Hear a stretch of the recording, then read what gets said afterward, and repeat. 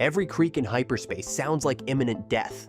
If you're one of the billions in the galaxy who white-knuckle every flight, you need a ship built for comfort, not just speed. We tested 10 that actually make you forget you're hurtling through the vacuum of space, and number 1 has a meditation chamber that once calmed Jedi Knights.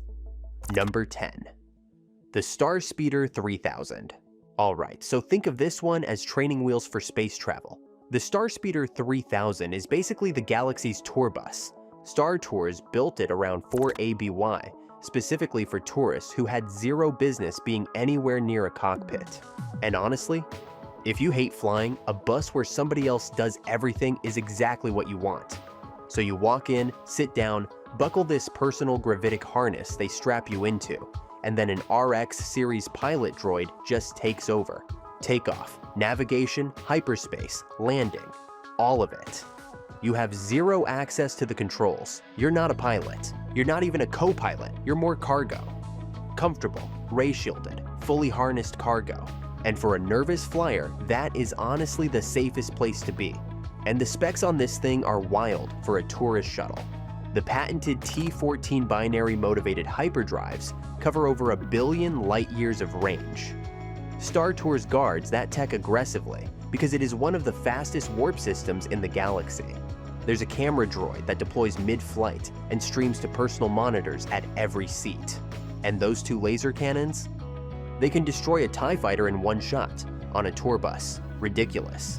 But there is a catch. The shields are thin, and the inertial compensator is, according to official records, practically non-existent.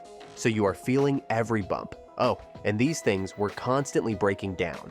Even 3PO refused to ride one. Said you would never get him on one again in 1 billion light years. Cheap though. Totally hands-free. And the next ship takes hands-free into a completely different universe.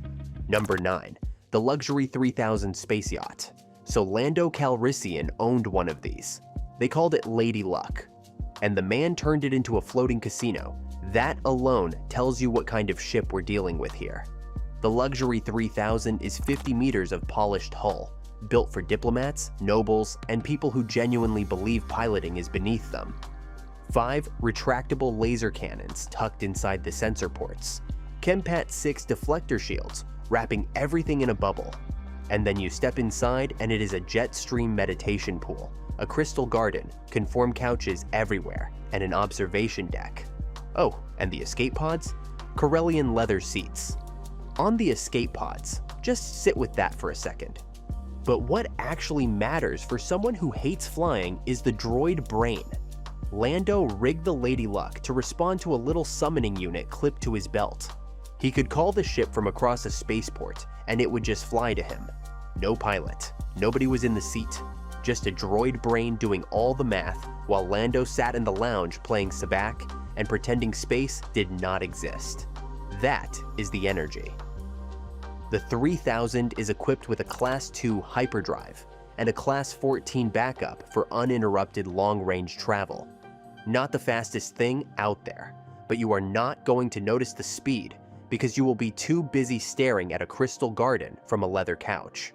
Now, the Lady Luck was all about style, not stability. And the next ship? Completely different obsession. This one was engineered so senators could hold meetings at light speed without a single document sliding off the table. Number 8. The CSS-1 Corellian Star Shuttle. This is the ship that transported Chancellor Palpatine to Naboo at the end of The Phantom Menace. Say what you want about the guy. He knew how to travel, and the ship he picked tells you exactly what he cared about. 80 meters of Corellian engineering, 0 weapons, none. Not a single cannon. Because weapons would imply there might be danger, and that is not the vibe on this thing. Instead, what you get is what sources call an unusually strong deflector shield backed by heavily armored hull plating. So if something hits you, the ship just eats it. You never even know it happened. And for someone who hates flying, that kind of blissful ignorance is the whole point. You have room for 200 VIP passengers, a big meeting room, private quarters for long voyages, and consumables that last 3 years. 3 full years of food, water, and air without docking. You could literally live on this ship. Most senators had slave circuitry wired through the whole thing, so it flew itself while they debated policy or plotted against each other. And the gravity stability is honestly kind of insane. You could play sabacc with paper cards while jumping to light speed, and the cards would not move. Not even a little. A Class 1.5 hyperdrive rounds it out. You're not experiencing space on a CSS-1. You're sitting in a conference room that happens to be screaming through hyperspace. Number 7. The H-type Nubian yacht. Okay, so if Apple designed a spaceship, this is what you would get. The H-type Nubian yacht is 47.9 meters long and just 8.1 meters wide, hand-polished chromium from nose to tail, built by the Theed Palace Space Vessel Engineering Corps for Naboo royalty only. Every surface is friction-reduced. Every panel is noise-dampened. The engines sit completely sheltered inside the hull, which kills the sensor signature and makes the interior eerily, almost creepily, silent. No hum, no rattle, nothing. And the speed on this thing is ridiculous. Class 0.9 Nubian hyperdrive, 1,150 kilometers per hour in the atmosphere. The N-1 starfighter pilots assigned to escort Senator Amidala could not keep up with her when she opened it up. Starfighters getting outrun by a chrome yacht. That is the engineering Naboo was working with. And for a nervous flyer, that speed means less time stuck in the void. You show up before the panic even starts. The cost was 800,000 credits. No weapons, per Naboo custom. Deflector shields tough enough to worry bigger ship captains. Countermeasures, flares, and a breakaway escape pod if everything goes wrong. The upper level has a lounge connected to the lower deck by a turbo lift. And up front, Padme's private bedroom, which also doubled as a portable throne room. She went through several of these during the Clone Wars, rigged one to overload and blow up aboard the Malevolence to stop General Grievous. Jar Jar Binks accidentally crushed another one with a magnetic loading arm on Rhodia. And Keller and Beck used a different one to evacuate baby Grogu during Order 66. 3 completely different disasters, same silent chrome cocoon. Every time, the ship came through. But the next pick does something none of these ships even try. It thinks for itself. Number 6, the YT-2400 light freighter. It has that same saucer-shaped hull as the Millennium Falcon, but the cockpit sits out on a tubular arm off to the side, totally separated from the living space. So the main disc is almost entirely yours, 18.65 meters long, 28.5 meters wide. Power core pumping nearly double the energy of other YT models. Double armored hull, 13 weapon emplacement points, twin laser cannon turrets covering top and bottom, and 800 kilometers per hour in atmosphere. The manufacturer sold it as a stock cargo hauler, and every smuggler in the Outer Rim knew that was a wink and a grin.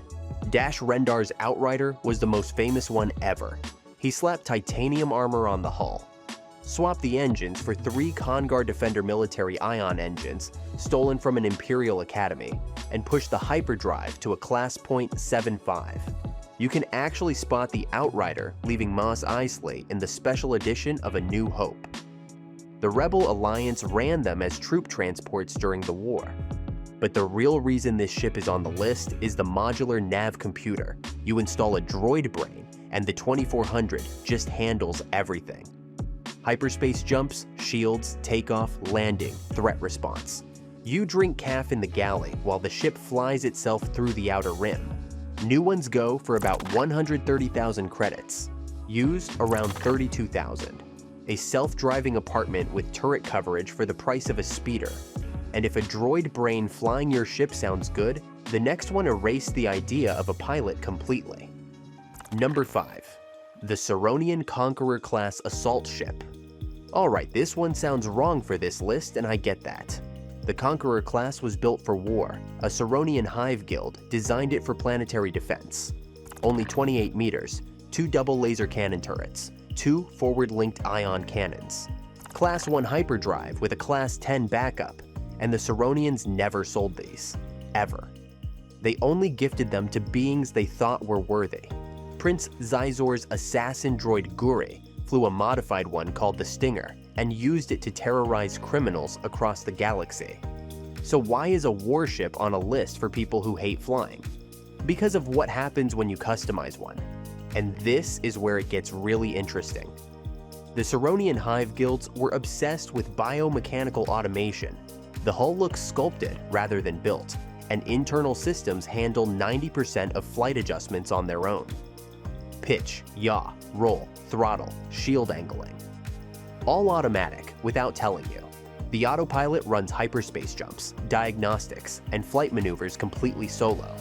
Your brain never registers that you are moving because the Ceronian systems compensate for every vibration before your inner ear catches up. For someone who gets nauseous on a normal shuttle, that changes everything.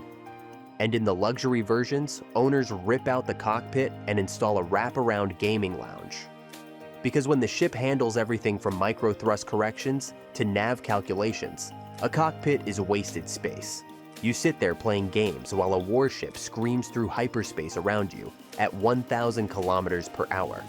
This is one of the rarest ships on our list, but the next ship takes stability so seriously that surgeons perform open surgery inside it during active combat. Number 4. The Pelta-class frigate. The logic on this one is brutal, but it is also kind of genius. The Pelta-class medical frigate was built by Kuat Drive Yards to do one thing: get critically wounded clone troopers through active war zones alive. Patients so fragile that one vibration could kill them on the table. Surgeons holding blades over open wounds, while separatist cruisers hammered the hull outside. So think about what that means for engineering. The inertial dampeners on this thing are among the best ever put on any Republic vessel. A scalpel could not waver, not even a fraction of a millimeter in the middle of a battle, with turbo laser fire shaking the outside of the ship, and the blade stays perfectly still. So if that system can hold a surgeon steady during a space battle, it can absolutely handle your nerves during a regular hyperspace jump. At 282 meters, this is the biggest ship on the list by a huge margin. 853 crew, Class 2 hyperdrive. The medical variant had 0 weapons and survived on thick armor, shields, and 3 tractor beam batteries. Pelta frigates evacuated the Kalita Shoals Medical Center when Grievous attacked with the Malevolence. After the Empire took over, the rebels converted them into command ships. Commander Jun Sato ran Phoenix Squadron from one called Phoenix Home before Vader destroyed it by himself. But forget all of that. What matters is this. Walking through a medical Pelta gives you the experience of standing in a hospital on solid ground. The gravity never shifts. The floor never tilts. Close your eyes and you would have 0 clue that you were floating in a vacuum. Number 3. The Starscape class yacht. If you hate flying, this is what winning looks like. The Starscape class yacht was designed so the owner never has to think about piloting, power distribution, or whether that vibration means something expensive just broke. The controls exist, but they're not meant for you. It runs a Class 1 hyperdrive, hits 800 kilometers per hour in atmosphere, carries 14 crew and 12 passengers, and mounts 2 light and 2 medium laser cannons for security without turning the ride into a warship. This ship runs on heavy automation and advanced Navi computer systems that handle course plotting, hyperspace calculations, atmospheric entry, and docking with minimal direct input. You don't monitor gauges. You select a destination and the yacht handles the rest. It's less starfighter cockpit and more executive transport that happens to move at faster than light speeds. Inside, the layout prioritizes open luxury over exposed mechanics, lounge spaces, wide viewports, private suites. Everything is arranged to keep the experience calm and insulated. No exposed wiring. No blinking panic lights in your peripheral vision. The ship's operational systems live behind panels and beneath decks, where they belong. For someone who hates flying, that separation is everything. Number 2. The J-type diplomatic barge. The J-type diplomatic barge was built for Naboo royalty. And this royalty doesn't get down with turbulence, engine noise, or any reminder that space is trying to kill them. So this 39-meter chrome masterpiece has a 91-meter wingspan and carries multiple backup S6 hyperdrive generators. Not one backup, multiple. The shields are so thick that the interior is basically vibration-proof. You could slam into a debris field and your tea would stay in the cup. Class 1 primary hyperdrive and a Class 7 backup. Faster than most military corvettes. Hand-polished chromium hull, 0 weapons per custom. 4 N1 starfighter recharge sockets under the wings for fighter escort. 3 months of consumables. And the price? 1 million credits with a rarity rating of 7. This ship barely exists on the open market because Naboo almost never sells them to anyone. And what makes this one so special is the automation. The J-type was designed to be completely slave to an astromech droid. An R2 unit plugs into an external socket and runs nav, flight systems, and docking from outside the ship. The pilot seats inside? Pure decoration. The astromech is the real captain, always was. Inside, you get 4 luxury chambers, 6 guard cabins, crew stations, and parlor rooms with Daedric boards, so you can play holochess while crossing the galaxy. And this ship was built to fix every flaw in the earlier J-type 327. Every shield gap, every structural weak point, identified and eliminated. You never see the droid, you never hear it. You fall asleep and wake up at your destination. That is the whole experience. Number 1. The Lictor-class dungeon ship. Number 1 is a prison ship. I know, sounds insane. But just hear me out because by the end of this, you will understand why nothing else comes close. The Lictor-class dungeon ship was built by Mandal Motors during the Mandalorian Wars, nearly 4,000 years before the Clone Wars. It transported the most dangerous prisoners alive, captured Jedi Knights, Force-sensitive beings who could rip hull plating apart with a thought. So the ship had to be so absurdly armored that even the Force could not get through. And across 4,000 years of service, it built a reputation across the galaxy. No captive who entered a Lictor ever came back out, not one. And that level of security accidentally creates the best thing a nervous flyer could ever ask for: total sensory isolation from space. 764 meters of Durasteel, reinforced with Beskar armor plating. 860 crew, 46 gunners, 400 security wardens. Room for 8,000 standard prisoners and another 1,000 in specialized Force-sensitive holding cells lined with Beskar so thick a lightsaber could not cut through.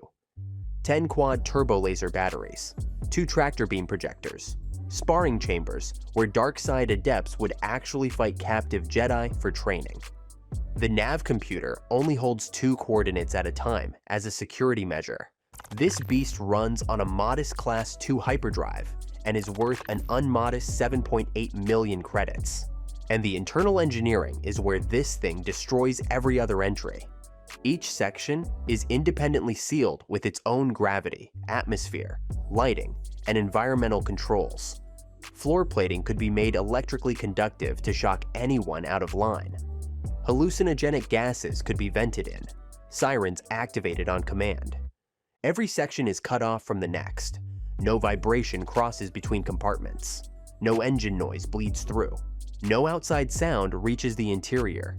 You could fire every turbo laser at the same time, and the person 3 decks below would not hear a thing. And by the way, Jedi Master Luke Skywalker was transported on one of these to Biss, the resurrected Emperor's secret throne world. That is who this ship was built to hold, Luke Skywalker. And even he did not break out during the trip.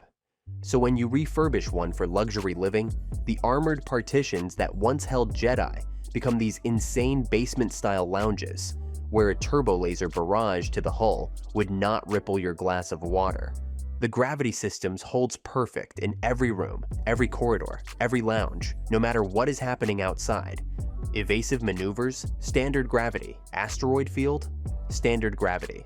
Full broadside from a Star Destroyer, standard gravity.